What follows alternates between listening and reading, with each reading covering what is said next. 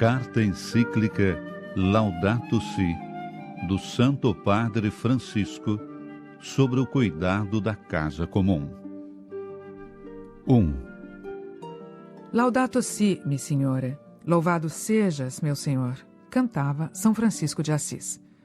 Neste gracioso cântico, recordava-nos que a nossa casa comum se pode comparar, ora a uma irmã com quem partilhamos a existência, ora a uma boa mãe que nos acolhe em seus braços. Louvado sejas, meu Senhor, pela nossa irmã, a Mãe Terra, que nos sustenta e governa e produz variados frutos com flores coloridas e verduras. 2. Esta irmã clama contra o mal que lhe provocamos por causa do uso irresponsável e do abuso dos bens que Deus nela colocou. Crescemos a pensar que éramos seus proprietários e dominadores, autorizados a saqueá-la. A violência que está no coração humano ferido pelo pecado vislumbra-se nos sintomas de doença que notamos no solo, na água, no ar e nos seres vivos. Por isso, entre os pobres mais abandonados e maltratados, conta-se a nossa terra oprimida e devastada, que geme e sofre as dores do parto. Esquecemo-nos de que nós mesmos somos terra. O nosso corpo é constituído pelos elementos do planeta. O seu ar permite-nos respirar, e a sua água vivifica-nos e restaura-nos. Nada deste mundo nos é indiferente. 3. Mais de 50 anos atrás, quando o mundo estava oscilando sobre o fio de uma crise nuclear, o Santo Papa, João XXIII, escreveu uma encíclica na qual não se limitava a rejeitar a guerra, mas quis transmitir uma proposta de paz. Dirigiu a sua mensagem, Pacem in Terris, a todo o mundo católico, mas acrescentava, e a todas as pessoas de boa vontade. Agora, à vista da deterioração global do ambiente, quero dirigir-me a cada pessoa que habita nesse planeta. Na minha exortação Evangelii Gaudium, escrevi aos membros da Igreja a fim de os mobilizar para um processo de reforma missionária ainda pendente. Nesta encíclica, pretendo especialmente entrar em diálogo com todos acerca da nossa casa comum. 4. 8 anos depois da Pacem in Terris, em 1971, o Beato Papa Paulo VI referiu-se à problemática ecológica, apresentando-a como uma crise que é consequência dramática da atividade descontrolada do ser humano.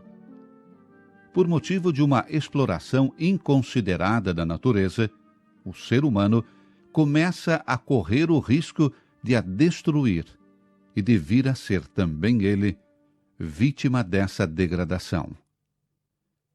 E dirigindo-se à FAO, falou da possibilidade de uma catástrofe ecológica sob o efeito da explosão da civilização industrial, sublinhando a necessidade urgente de uma mudança radical no comportamento da humanidade, porque os progressos científicos mais extraordinários, as invenções técnicas mais assombrosas, o desenvolvimento econômico mais prodigioso, se não estiverem unidos a um progresso social e moral, voltam-se necessariamente contra o homem. 5. São João Paulo II debruçou-se com interesse sempre maior sobre esse tema. Na sua primeira encíclica, advertiu que o ser humano parece não dar-se conta de outros significados do seu ambiente natural, para além daqueles que servem somente para os fins de um uso ou consumo imediatos. Mais tarde, convidou a uma conversão ecológica global.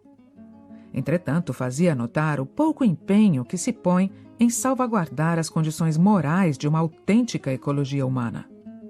A destruição do ambiente humano é um fato muito grave, porque, por um lado, Deus confiou o mundo ao ser humano, e, por outro, a própria vida humana é um dom que deve ser protegido de várias formas da degradação. Toda a pretensão de cuidar e melhorar o mundo requer mudanças profundas nos estilos de vida, nos modelos de produção e de consumo, nas estruturas consolidadas de poder que hoje regem as sociedades. O progresso humano autêntico possui um caráter moral e pressupõe o pleno respeito pela pessoa humana, mas deve prestar atenção também ao mundo natural e ter em conta a natureza de cada ser e as ligações mútuas entre todos, num sistema ordenado. Assim, a capacidade do ser humano transformar a realidade deve desenvolver-se com base na doação originária das coisas por parte de Deus. 6. O meu predecessor, Bento XVI, renovou o convite a eliminar as causas estruturais das disfunções da economia mundial e corrigir os modelos de crescimento que parecem incapazes de garantir o respeito do meio ambiente. Lembrou que o mundo não pode ser analisado concentrando-se apenas sobre um dos seus aspectos, porque o livro da natureza é uno e indivisível, incluindo, entre outras coisas, o ambiente, a vida, a sexualidade, a família, as relações sociais. É que a degradação da natureza está estreitamente ligada à cultura que molda a convivência humana. O Papa Bento XVI propôs-nos reconhecer que o ambiente natural está cheio de chagas causadas pelo nosso comportamento irresponsável. O próprio ambiente social tem as suas chagas. Mas, fundamentalmente, todas elas se ficam a dever ao mesmo mal, isto é, a ideia de que não existem verdades indiscutíveis a guiar a nossa vida, pelo que a liberdade humana não tem limites. Esquece-se que o homem não é apenas uma liberdade que se cria por si própria. O homem não se cria a si mesmo. Ele é espírito e vontade, mas é também natureza. Com paterna solicitude, convidou-nos a reconhecer que a criação resulta comprometida onde nós mesmos somos a última instância, onde o conjunto é simplesmente nossa propriedade e onde o consumismo somente para nós mesmos. E o desperdício da criação começa onde já não reconhecemos qualquer instância acima de nós, mas vemo-nos unicamente a nós mesmos. Unidos por uma preocupação comum. 7. Essas contribuições dos papas recolhem a reflexão de inúmeros cientistas, filósofos, teólogos e organizações sociais que enriquecem o pensamento da Igreja sobre estas questões. Mas não podemos ignorar que, também fora da Igreja Católica, noutras igrejas e comunidades cristãs, bem como noutras religiões, se tem desenvolvido uma profunda preocupação e uma reflexão valiosa sobre esses temas que a todos nos estão a peito. Apenas para dar um exemplo particularmente significativo, quero retomar brevemente parte da contribuição do amado patriarca ecumênico Bartolomeu, com quem partilhamos a esperança da plena comunhão eclesial. 8. O patriarca Bartolomeu tem se referido particularmente à necessidade de cada um se arrepender do próprio modo de maltratar o planeta.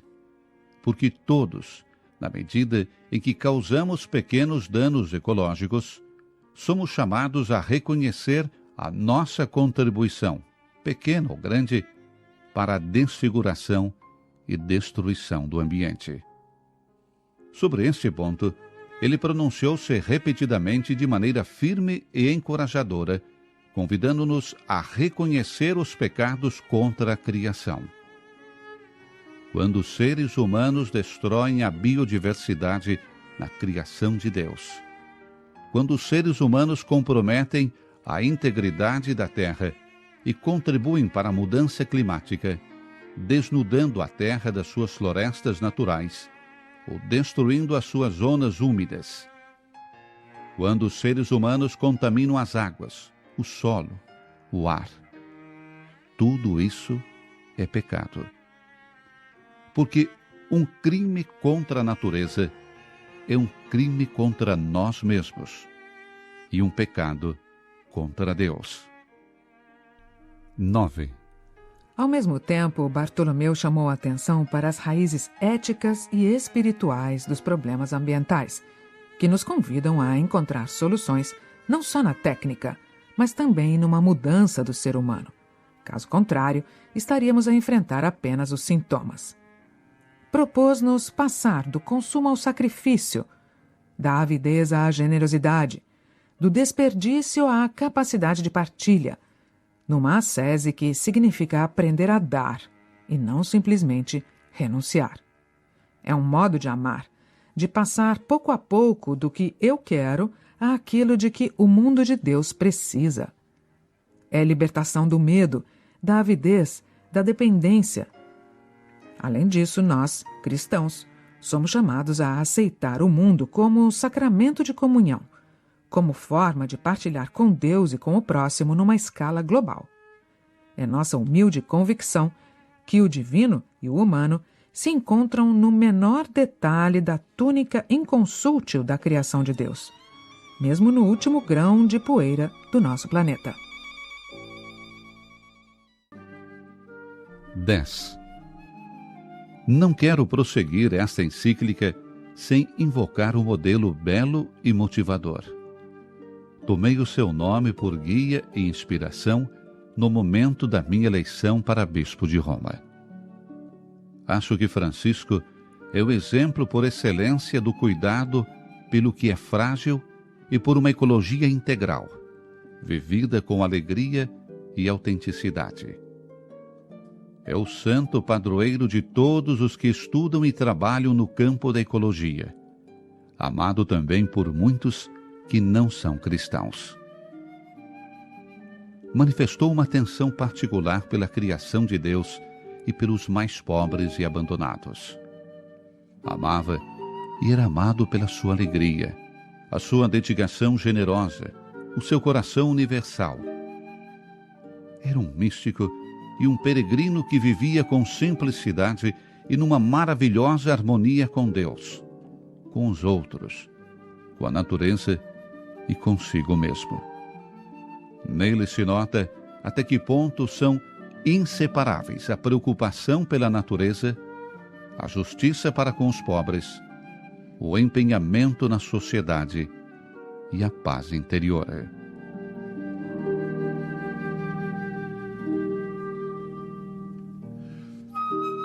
11.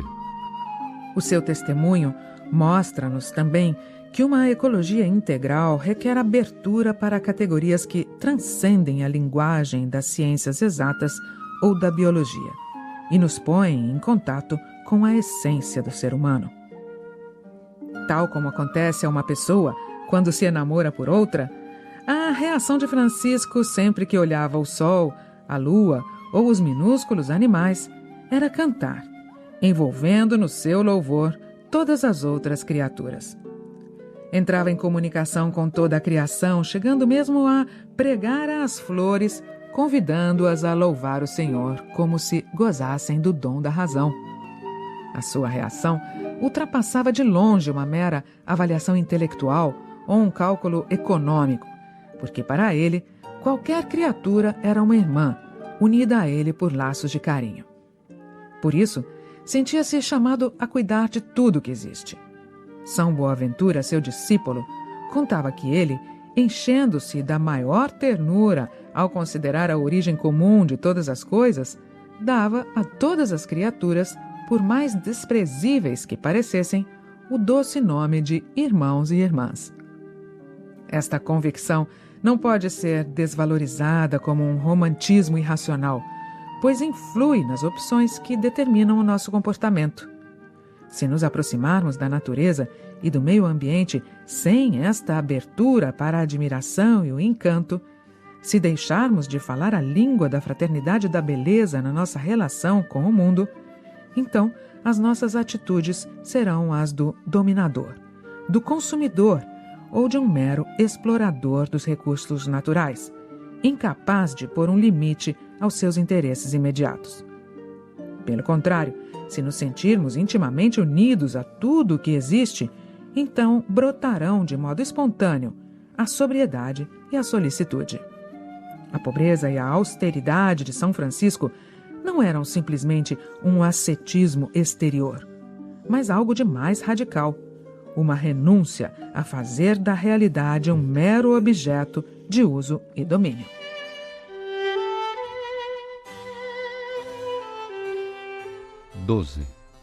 Por outro lado, São Francisco, fiel à Sagrada Escritura, propõe-nos reconhecer a natureza como um livro esplêndido onde Deus nos fala e transmite algo da sua beleza e bondade. Na grandeza e na beleza das criaturas, contempla-se, por analogia, o seu Criador e o que é invisível nele. O seu eterno poder e divindade tornou-se visível à inteligência desde a criação do mundo, nas suas obras.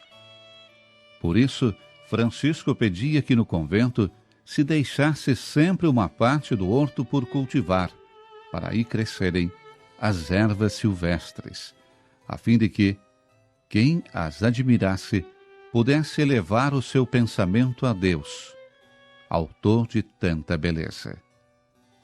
O mundo é algo mais do que um problema a resolver.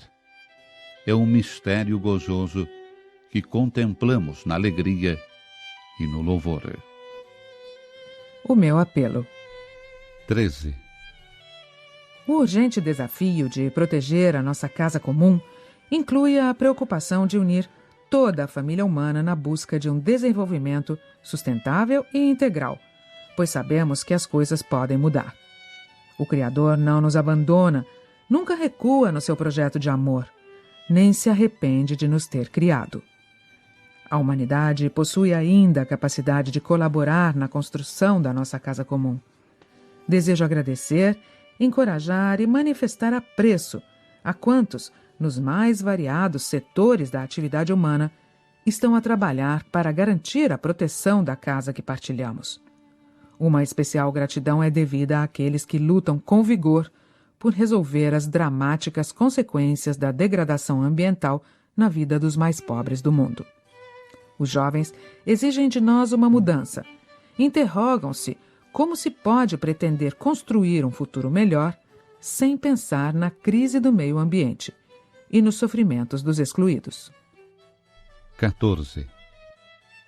Lança um convite urgente a renovar o diálogo sobre a maneira como estamos a construir o futuro do planeta. Precisamos de um debate que nos una a todos, porque o desafio ambiental que vivemos e as suas raízes humanas dizem respeito e têm impacto sobre todos nós. O movimento ecológico mundial já percorreu um longo e rico caminho, tendo gerado numerosas agregações de cidadãos que ajudaram na consciencialização. Infelizmente, muitos esforços na busca de soluções concretas para a crise ambiental acabam, com frequência, frustrados não só pela recusa dos poderosos, mas também pelo desinteresse dos outros.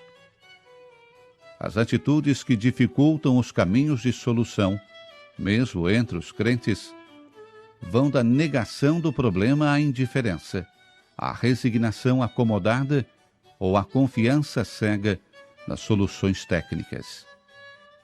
Precisamos de nova solidariedade universal.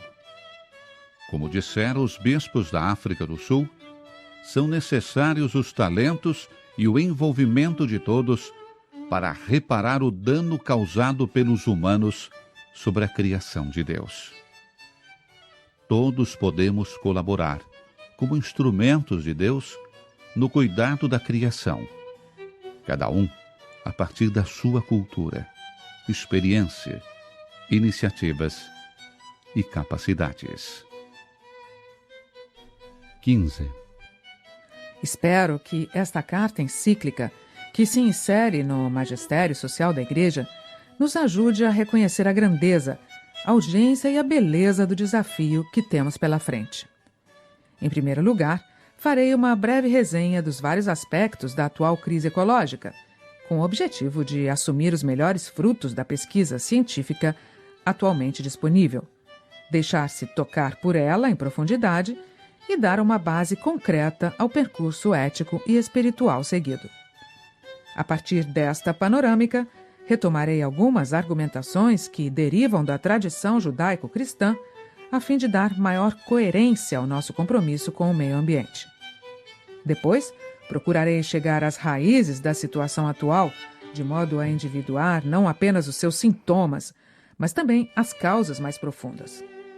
Poderemos, assim, propor uma ecologia que, nas suas várias dimensões, integre o lugar específico que o ser humano ocupa neste mundo e as suas relações com a realidade que o rodeia. À luz desta reflexão, quereria dar mais um passo, verificando algumas das grandes linhas de diálogo e de ação que envolvem, seja cada um de nós, seja a política internacional. Finalmente, convencido, como estou, de que toda mudança tem necessidade de motivações e de um caminho educativo, proporei algumas linhas de maturação humana inspiradas no tesouro da experiência espiritual cristã.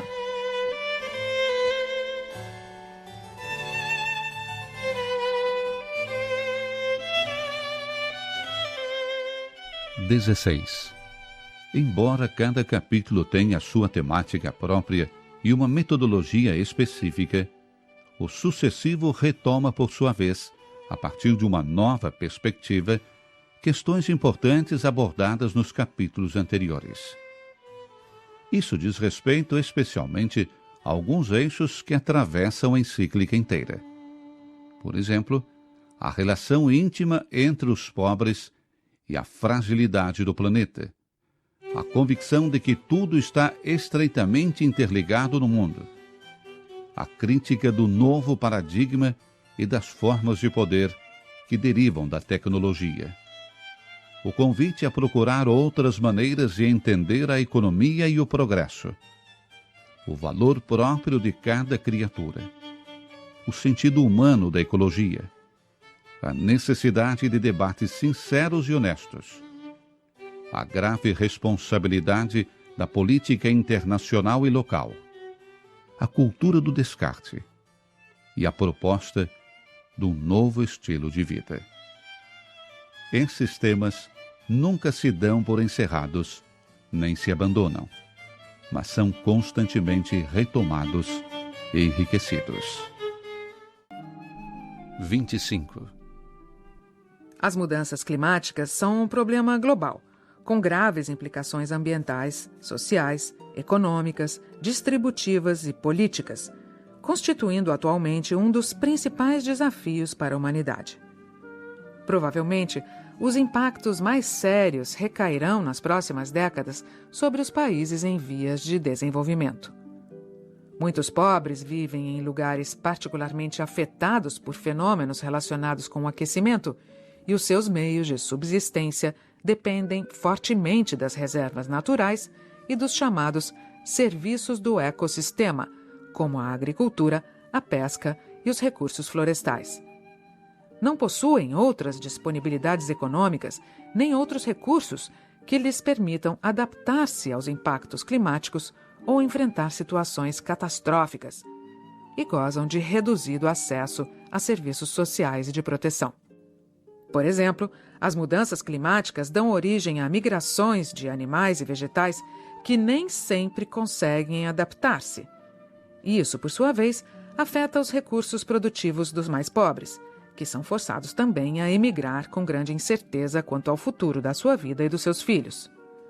É trágico o aumento de imigrantes em fuga da miséria agravada pela degradação ambiental, que, não sendo reconhecidos como refugiados nas convenções internacionais, carregam o peso da sua vida abandonada sem qualquer tutela normativa.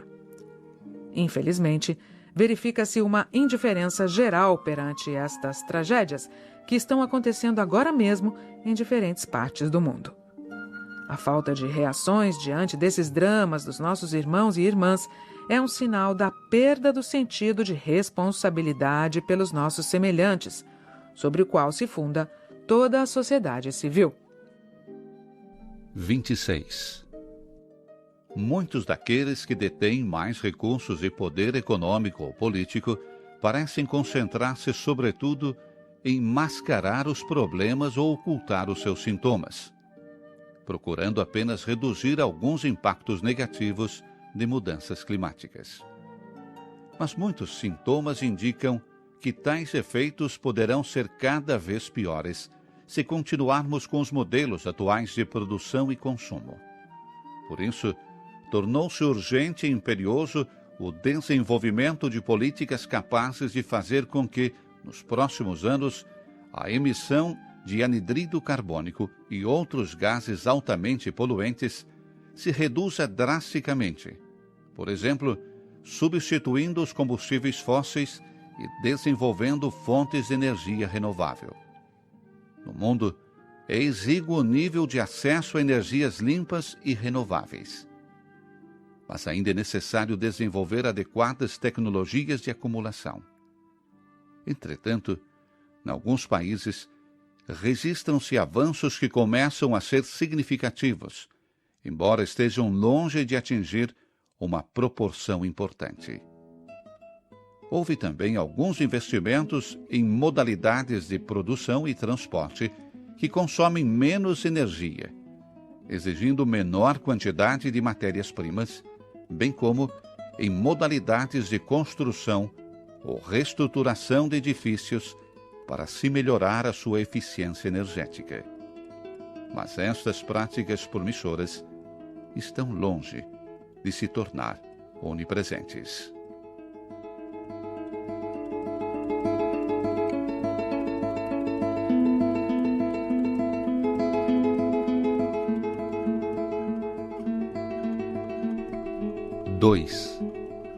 A questão da água. 27. Outros indicadores da situação atual têm a ver com o esgotamento dos recursos naturais. É bem conhecida a impossibilidade de sustentar o nível atual de consumo dos países mais desenvolvidos e dos setores mais ricos da sociedade, onde o hábito de desperdiçar e jogar fora atinge níveis inauditos. Já se ultrapassaram certos limites máximos de exploração do planeta sem termos resolvido o problema da pobreza. 28. A água potável e limpa constitui uma questão de primordial importância, porque é indispensável para a vida humana e para sustentar os ecossistemas terrestres e aquáticos. As fontes de água doce fornecem os setores sanitários, agropecuários e industriais. A disponibilidade de água manteve-se relativamente constante durante muito tempo, mas agora, em muitos lugares, a procura excede a oferta sustentável, com graves consequências a curto e longo prazo. Grandes cidades, que dependem de importantes reservas hídricas, sofrem períodos de carência do recurso que, nos momentos críticos, nem sempre se administra com uma gestão adequada e com imparcialidade. A pobreza da água pública verifica-se especialmente na África, onde grandes setores da população não têm acesso à água potável segura, ou sofrem secas que tornam difícil a produção de alimento. Em alguns países, há regiões com abundância de água, enquanto outras sofrem de grave escassez. 29.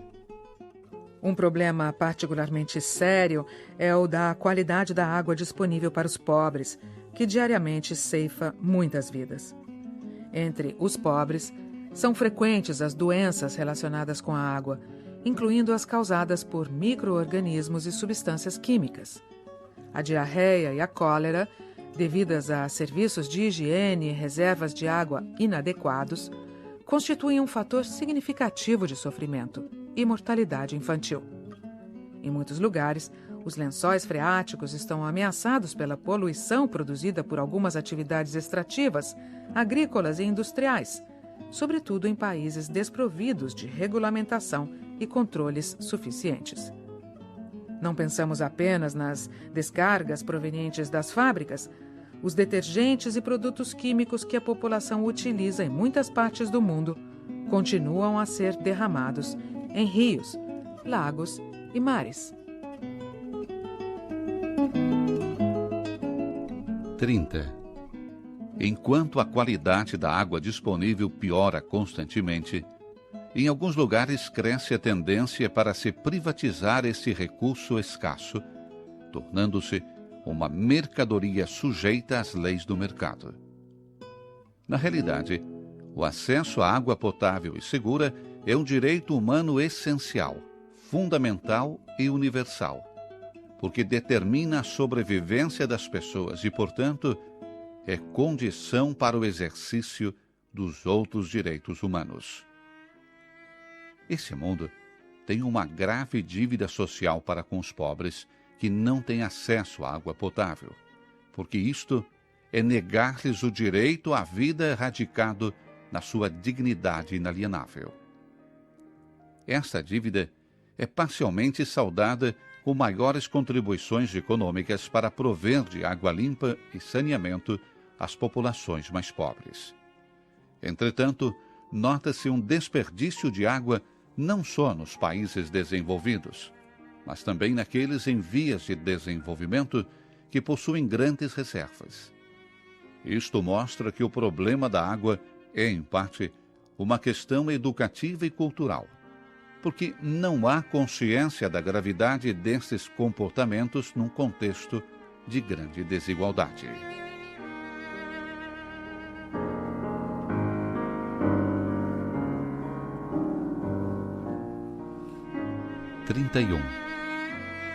Uma maior escassez de água provocará o aumento do custo dos alimentos e de vários produtos que dependem do seu uso.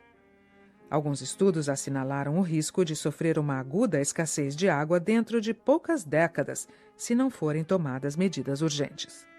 Os impactos ambientais poderiam afetar milhares de milhões de pessoas, sendo previsível que o controle da água por grandes empresas mundiais se transforme numa das principais fontes de conflitos deste século. 3. Perda de biodiversidade. 32. Os recursos da Terra estão a ser depredados também por causa de formas imediatistas de entender a economia e a atividade comercial e produtiva. A perda de florestas e bosques implica simultaneamente a perda de espécies que poderiam constituir no futuro recursos extremamente importantes, não só para a alimentação, mas também para a cura de doenças e vários serviços. As diferentes espécies contêm genes que podem ser recursos-chave para resolver no futuro alguma necessidade humana ou regular algum problema ambiental. 33. Entretanto, não basta pensar nas diferentes espécies apenas como eventuais recursos exploráveis, esquecendo que possuem um valor em si mesmas. Anualmente, desaparecem milhares de espécies, vegetais e animais, que já não poderemos conhecer, que os nossos filhos não poderão ver, perdidas para sempre. A grande maioria delas extingue-se por razões que têm a ver com alguma atividade humana. Por nossa causa, milhares de espécies já não darão glória a Deus com a sua existência e nem poderão comunicar-nos a sua própria mensagem. Não temos o direito de o fazer.